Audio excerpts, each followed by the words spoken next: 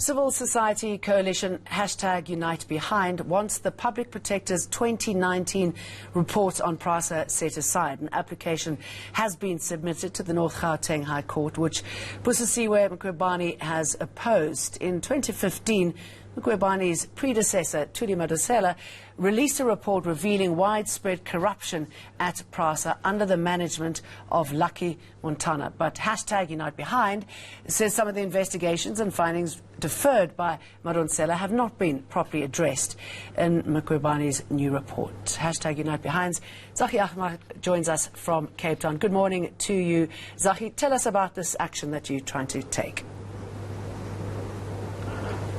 Hi, Jane. Before I start, perhaps I should say congratulations to Siya Kolisi and his team. But Faf de Klerk steals the show. So before we start on the serious matters, perhaps to congratulate them. Thank you. I think all of us know that Section 195 of the Constitution requires that all state organs conduct themselves professionally, ethically, and takes the needs of people into account, that they're accountable and open. And the most important protection for us is the public protector, to ensure that the state and the public service works properly. And Advocate Madonsela lifted the lid on what has become known as state capture at Prasa. And what we know is that at least 14 billion rand, and probably much higher than that, has been stolen by a range of politically connected individuals, ranging from Oswald Mashaba, Mackenzie Mabunda, Roy Moodley, Arthur Fraser, Mario Ferreira, and so on. And they've done that with the connivance of the previous board led by Sfisa Buthelezi, or the earliest board led by Sfisa Buthelezi, and the CEO, Lucky Montana. What happened is that the previous public protector asked Treasury to do investigations of all contracts above 10 million rand over a 3-year period.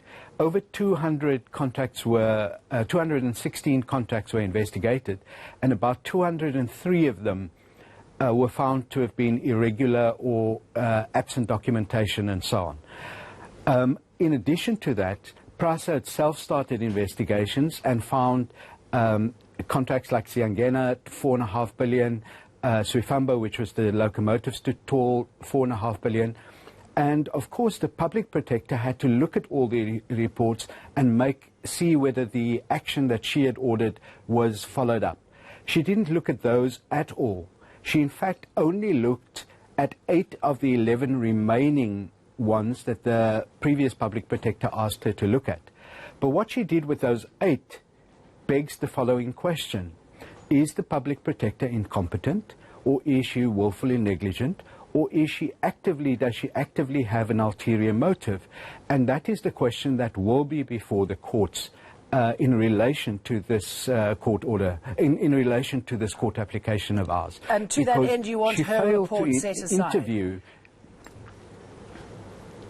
We want her report set aside because she failed to interview anyone. She failed to subpoena any records. For instance, Pule Mabi was paid an extra salary, apparently.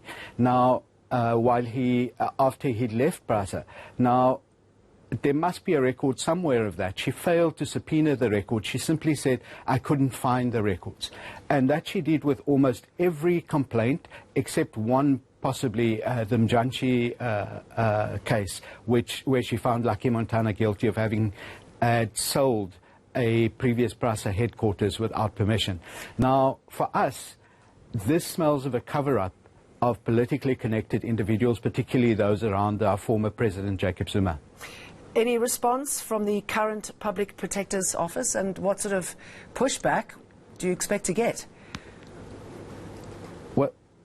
Well, she's indicated her opposition. We've asked for a personal cost order if she opposes the matter.